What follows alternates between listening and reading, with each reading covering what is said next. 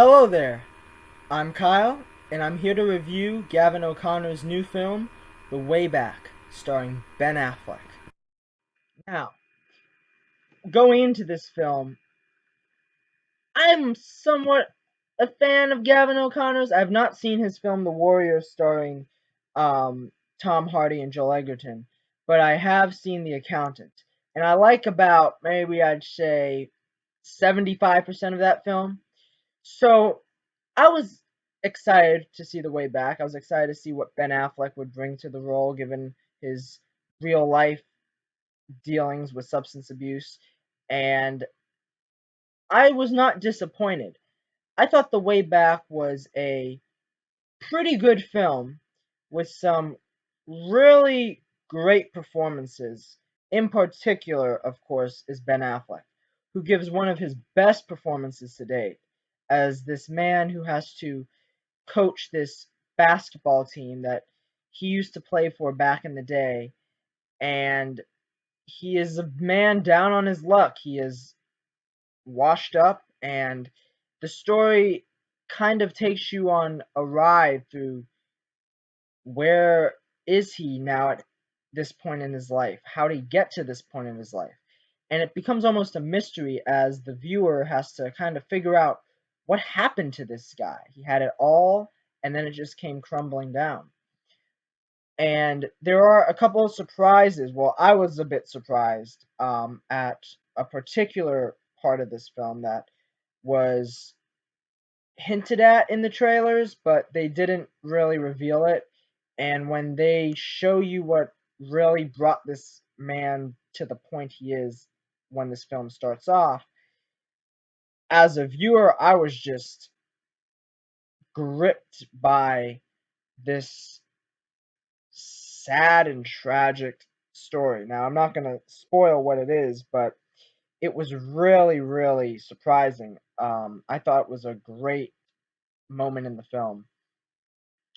But what really stands out, of course, is Ben Affleck. And when you're watching this movie, you cannot help but think to yourself, why would he do this? Why would he take part in a film that clearly is part of himself in real life, but really, as he said in interviews, it's a therapeutic experience, which is interesting. And as watching this movie, you kind of see that this is Ben Affleck almost having his own career head start. Because, I mean, he was Batman, and then everything fell apart, and now he's trying to make his way back into his, like, Argo, back into the town days.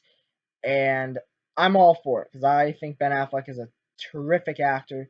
He used to be a huge role model of mine, being a writer, director, actor, producer, and everything. So I thought that when he signed on to this film and when I saw the trailers, I just couldn't wait to see it. The supporting cast of this film are all terrific in their own way, particularly his wife. Now, I do not know, or as we should say, his ex, I guess you can say. I don't know the actress's name, but I believe she played the character of Iden Versio in the Star Wars Battlefront 2 video game, which is funny because you don't see too many video game actors jumping into films unless she was in some films before that. I don't know, but she was great, and there's a particular scene between her and Ben Affleck where she reveals something to him that I thought was so well written, and it really like ripped me to the core as the viewer. I just couldn't imagine like how you can deal with something like this. And Ben Affleck played that part so well. The tension in some of the moments where he is dealing with his alcohol and some of the scenes that seem, I don't know if this is an editing choice, but they seem kind of hazy, kind of unfocused in a way to reflect his own alcohol problems. Now, what's very interesting about the film is that as he starts to sober up as the film goes by and he starts to take care of this basketball team and take care of these kids, the film itself becomes a bit more focused, and it becomes a bit more, I'm not going to say better, but it becomes more like, oh, this man now has a grip on his life. Now he's finally getting that way back. He's finally finding that place that he's been trying to find the entire movie. And I would say that this movie isn't really a basketball film, even though there's basketball in it. It's focused way more on just this man. His character's name is Jack Cunningham, and it's focused on Jack, and it's focused on who he is and what he has to overcome in order to get to where he wants to be, if he even wants to be somewhere in the first place. I thought that the score was pretty good. I think the composer is Rob Simonson.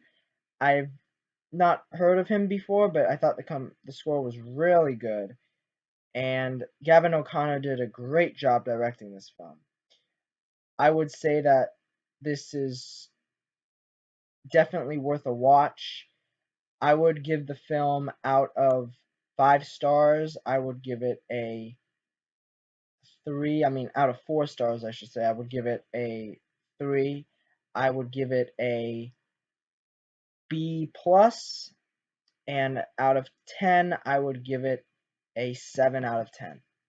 So, none of that probably makes any sense, and it doesn't add up to anything. But that is what I will give this film. So, I recommend to see The Way Back, and I cannot wait to see what both Gavin O'Connor and Ben Affleck have in the future. Okay, well, thank you for watching this video. Please like and subscribe, and until next time, I'll see you later.